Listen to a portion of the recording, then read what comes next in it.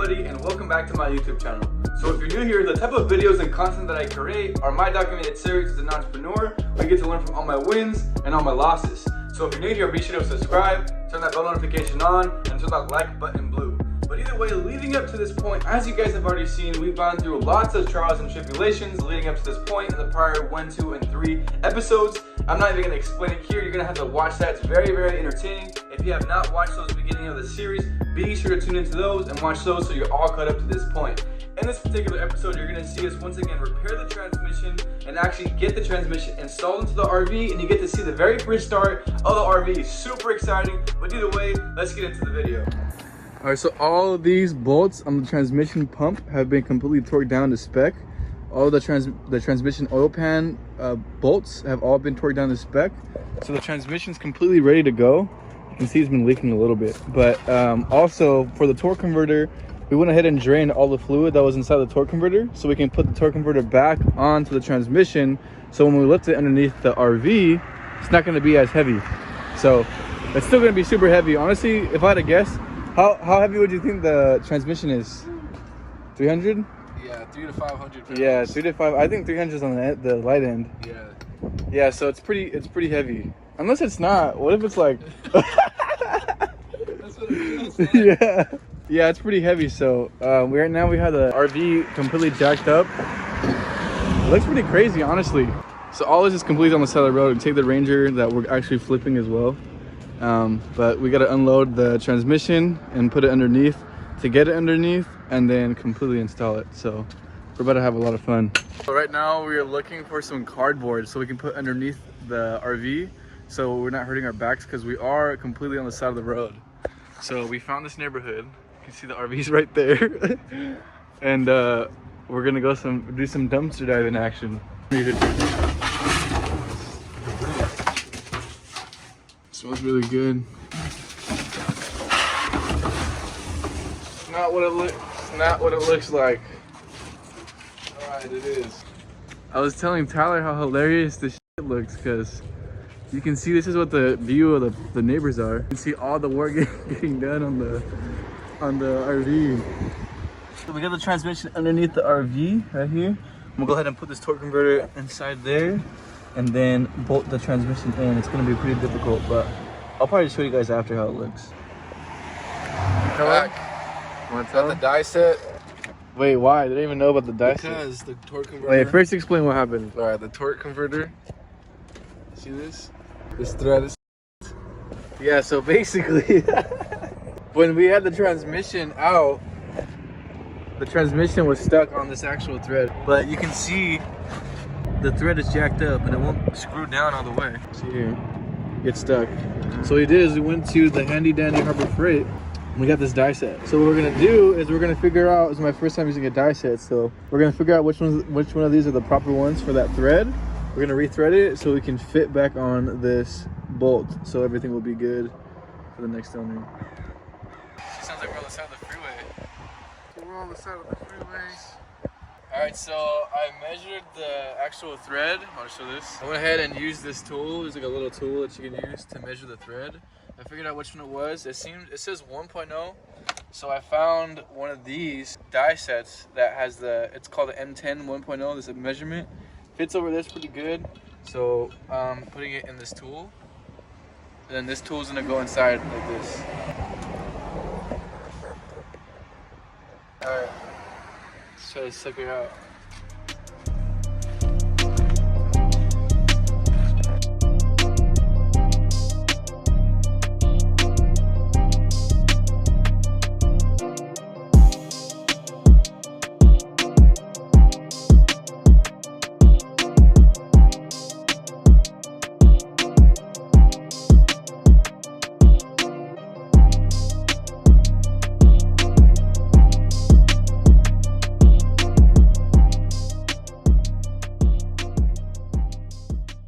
Yeah, they actually look pretty good.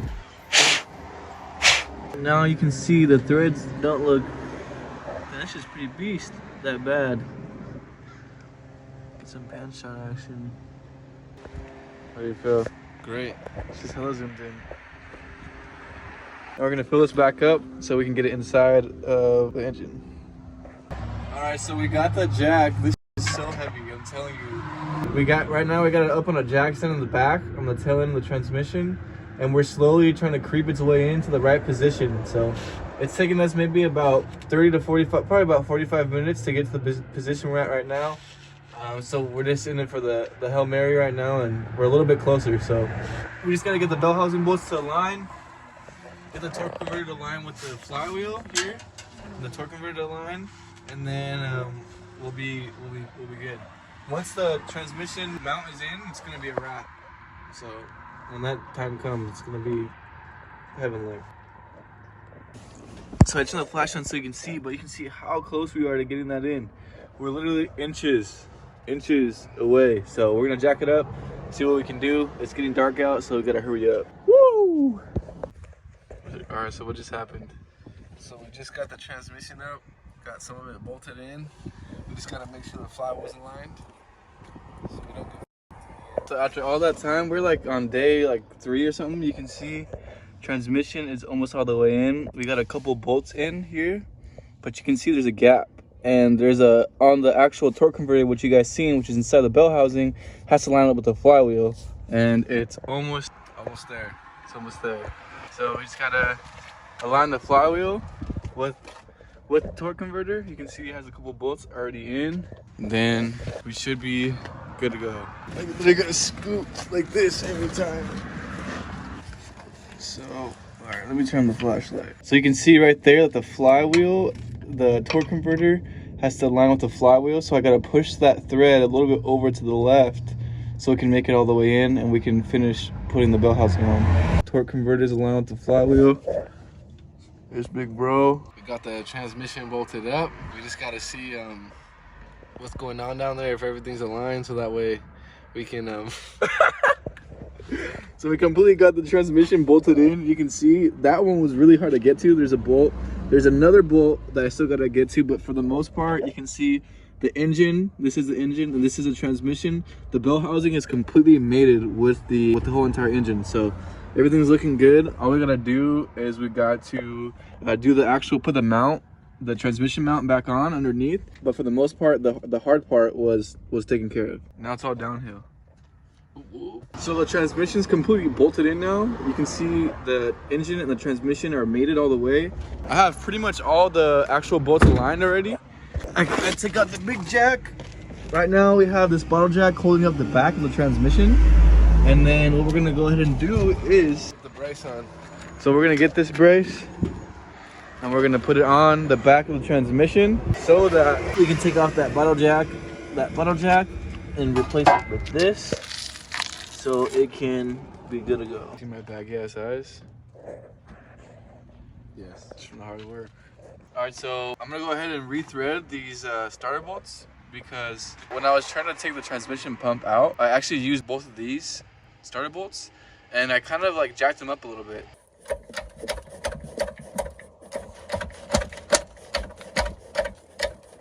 So you can see this one's really eating up. I'm just gonna rethread them, and so I can go ahead and use them properly when I put the starter in. Oh, and also we got the mount completely on all the way. You see the cross members put up. No more jacks holding up the transmission. We're almost home, boys. All right, so right now I am currently back at the RV. It's been about a couple of days again. This whole entire project's been quite a while. We've probably had it for about a month now, which is a lot longer than the typical amount of time I have vehicles. But right now what I'm gonna go ahead and do is I'm going to finish putting up the starter, finish putting the starter in. We got 2 bolts that are pretty hard to get to, but for the most part, the whole entire transmission's already bolted in. I gotta do the starter, and then I gotta do the drive shaft, and then I gotta put all the transmission fluid inside of there. Also re-put the air box back on. So not that much left. I can probably do it in about an hour and a half. And then once that's done, the car, we're gonna test it out and see if the transmission actually works. I'm gonna get that done right now. All right, so really quick, this is what the starter looks like.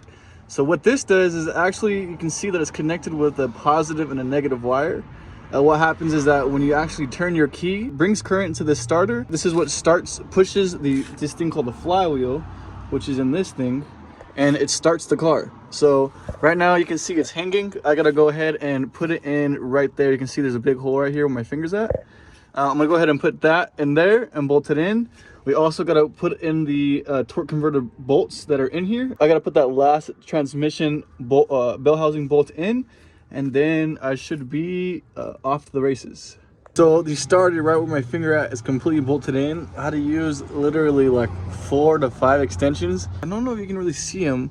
There's 2 bolts right here. One's a bell housing bolt, one's a starter bolt that faces this way. I had to get multiple extensions to literally reach all the way down here so I can actually get a swivel.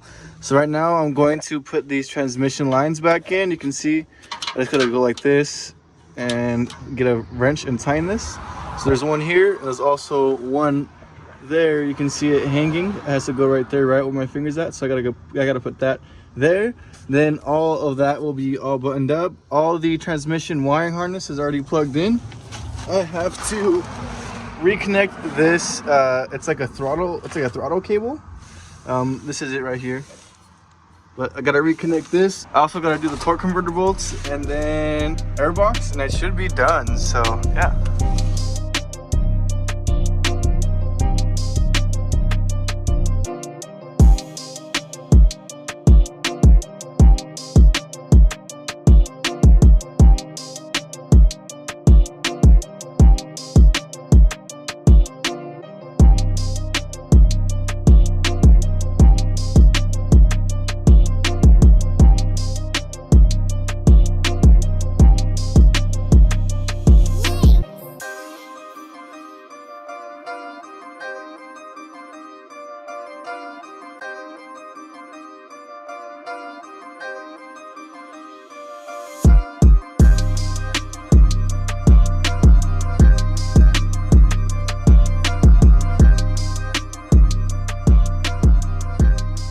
So all of the transmission lines are completely in. All the wiring harness is completely on. You can see this O2 sensor as well. Shift linkage is in all the way. Now I gotta do a few things in the engine bay, and then I gotta attach this drive shaft that goes from the end of this transmission output shaft all the way down there to the differential. There's also a mount right here in the middle where the drive shaft will hold on to in the middle, because I'll show you it's super long. And then I gotta add fluid to the inside, and then I think it's pretty much good. I gotta put the dipstick back on it so I can actually put the fluid in it, put the airbags back on, reconnect the batteries, put the fluid in, and it should be completely good to go, ready to drive. It's been a long journey, but it's almost done as far as the drive shaft. Then finally, we can start working on the inside once the powertrain is functioning properly. I got the drive shaft loaded in. I'm gonna unload it from the Ranger. I'm gonna go ahead and put it underneath the RV and set it all up.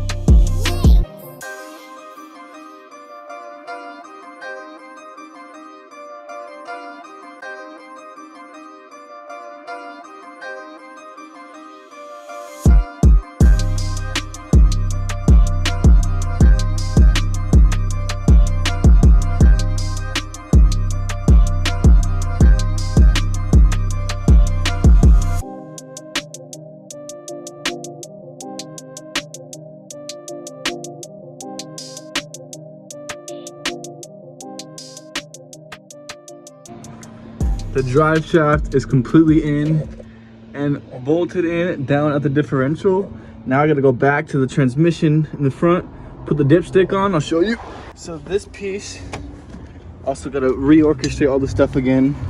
But this piece here, see this loose tube? This tube here is the actual dipstick. The dipstick tube goes down here and connects to the side of the transmission. In order to pull it out the transmission initially, you had to actually pull out the dipstick. So I'm gonna go ahead and reattach the dipstick. This bolt, I believe, has to go right here where the bell housing is at. So I'm gonna undo this bolt really quick so I can put this, attach it back on. And then I had to undo these two to get to the bolt that goes up there. Gotta redo this. Gotta put this valve cover tube, I think it's called, the valve cover tube back onto the valve cover, and then put the air box back on in the engine bay. So everything is in place. Dipstick is back on where it needs to be. Valve cover piece is back on. Also bolted back on the starter piece casing holder thing. All I gotta do now is go to the engine bay and put it on the air box. I have to tighten the torque converter that's inside of the bell housing underneath the transmission, and then I should be good to go. I just gotta put in the oil and then we'll try to start her up. I noticed too that when I think, okay, this is my speculation, so it's not letting me go all the way to the drive in this, even with my foot on the brake, right?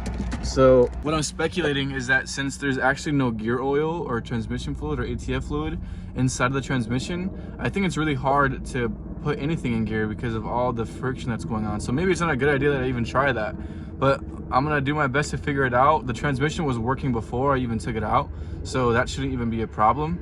But I'm gonna put the ATF fluid in it once everything's wrapped up, the airbox, once the airbox is wrapped up, and then go from there to see if it fixes that problem with how it's not going into drive. If not, I'll figure it out. I'm sure it's probably due to the shift linkage or something, but nonetheless, I'm really close to being done.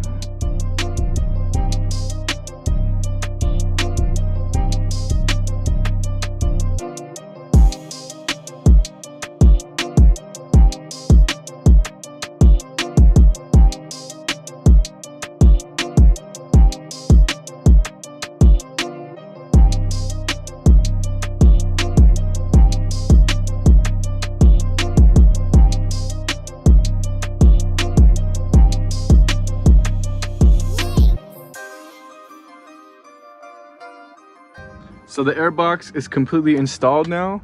This is right here is the dipstick, which is where we're gonna be installing the ATF fluid from. So now the last thing is I gotta install these 4 bolts that go onto the torque converter that bolt up to the flywheel. And then I will be installing the ATF fluid in here and giving it a go. We got all the ATF fluid that we need. Now the last part is to actually add all the fluid. It's about 17 quarts into the transmission here on the dipstick. So I'm gonna pull this, and then I'm going to use this big cone to stick inside of here.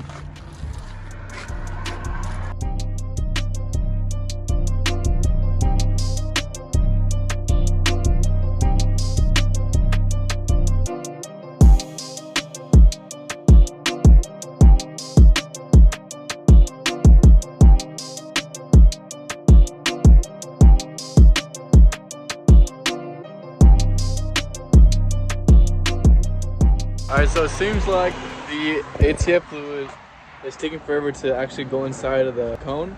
I've actually already put a bunch of the fluid in. I put all these 3 in so far, which is 12 quarts total. There's some fluid already in the torque converter, and I think there's some fluid in the lines, so maybe that's the reason why. But I'm gonna go ahead and start the RV and see if that'll help putting in the transmission fluid. Also, this is the first start since we put the pull the transmission out, so I haven't seen this shit run in a long time. Go.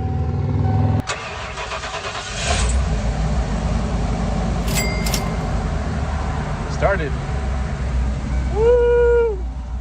Haven't heard this shit start forever.